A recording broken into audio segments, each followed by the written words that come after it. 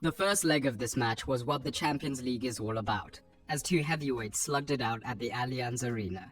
The individual brilliance and big game composure of Madrid against the tactical awareness of Tuchel's Bayern. So what tactics were on display? Let's first assess Bayern.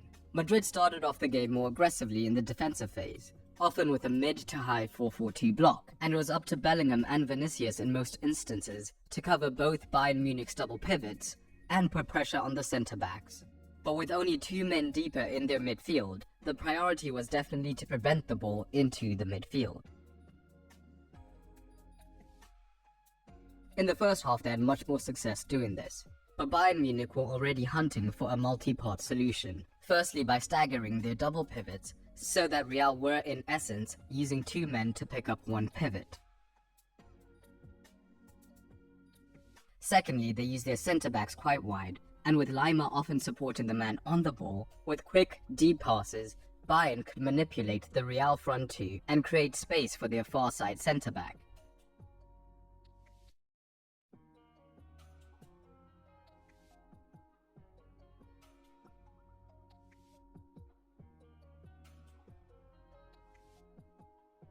And the centre-backs having this space was only made more dangerous by how Tuchel used his midfield and wingers, which he changed completely in the second half, but we'll get to that. Tuchel in the first half was extremely aggressive with both of his fullbacks, and both Musiala and Sané operated higher up in the half spaces, creating not just a box, but also allowing Thomas Müller to play right up alongside Kane. This created several problems, because if the shape was not quite disciplined enough from Real Madrid, Sané and Musiala in these spaces would be more than happy to receive here, and both can turn on a dime and only need a step or two to get away from their man, so they were consistently attacking the centre-backs from this position, and because Bayern used a front two, they always had great support to begin combinations with.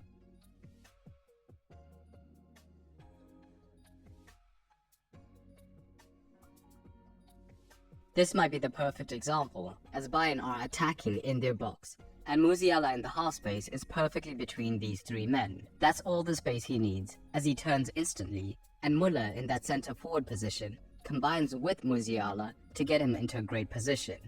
There were other possibilities, because we saw Toni Kroos and Tchouaméni try and pick up these men a little quicker, which would leave a huge gap in the centre of the midfield.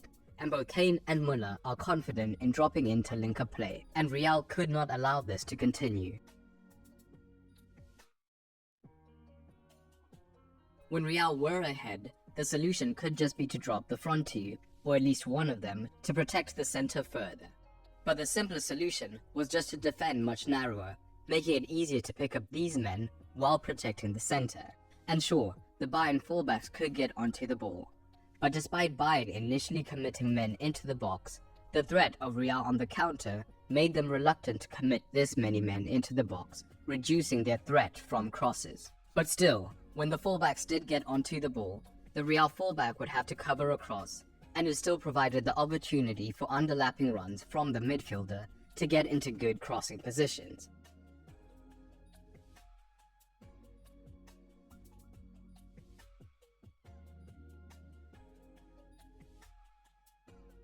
But as I just mentioned, both fullbacks being this high, and often Goretzka attacking the box, had Madrid licking their lips on the transition, and we saw them looking to hit these areas hard on the break. Tuchel is a very adaptive and tactically astute manager, so with just a few tweaks at halftime, he turned the game on its head. Guerreiro on for Goretzka was interesting on the surface, but it unlocked a whole new dimension for the Bavarians. Firstly, Müller was no longer an aggressive second striker, and instead operated much more in the midfield, with Guerreiro alongside him, and Lima being fully entrusted with being a single pivot. The knock-on effect was both fullbacks operating a lot deeper, and Sané and Musiala moving into the wide regions where they flourished.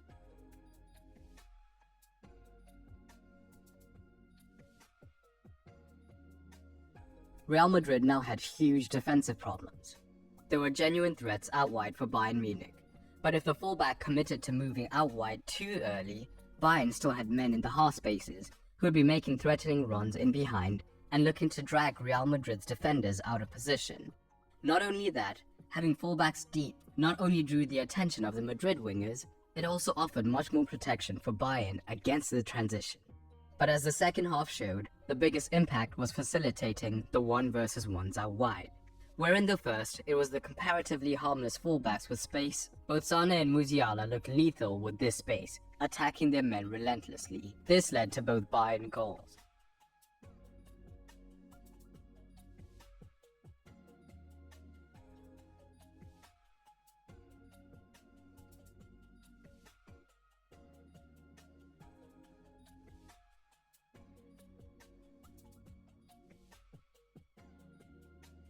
And both men were outstanding throughout this match.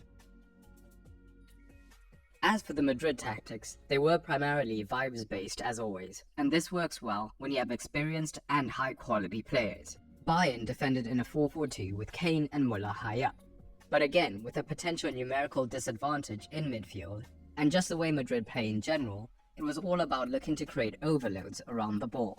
Both fullbacks would push up high, which would usually lead to Valverde moving infield, either higher up, or if Bayern were pressing effectively with their front two, he or Kroos could move into the wider regions to receive the first pass and escape their press.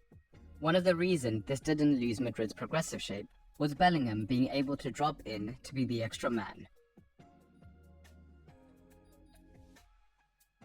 But the overloads around the ball from Madrid, whether it's both Vinicius and Rodrigo occupying one flank, or the midfield shifting to one side, often lead to the far side being free for a potential switch. And for Vinicius' opener, we see the midfield overload around the ball on the right-hand side, creating space for Vinicius to initially drop in, drawing Kim higher up the pitch, and then allowing him to spin in behind, creating the goal. Perfectly poised for the second leg in Madrid. And based off this match, I want to know who you think is going through next week Wednesday, and who impressed you the most in this match, aside from the obvious in Musiala. For the tactical scores, I was a big fan of Tuchel's in-game adaptation, and the success that they had, as well as relatively good control of Madrid on the transition, earning him a 7.5. Madrid were also great in this encounter, with Ancelotti always being harder to rate tactically, but still his solid overloads around the ball earn him a 7. But what are your ratings? Drop them down below.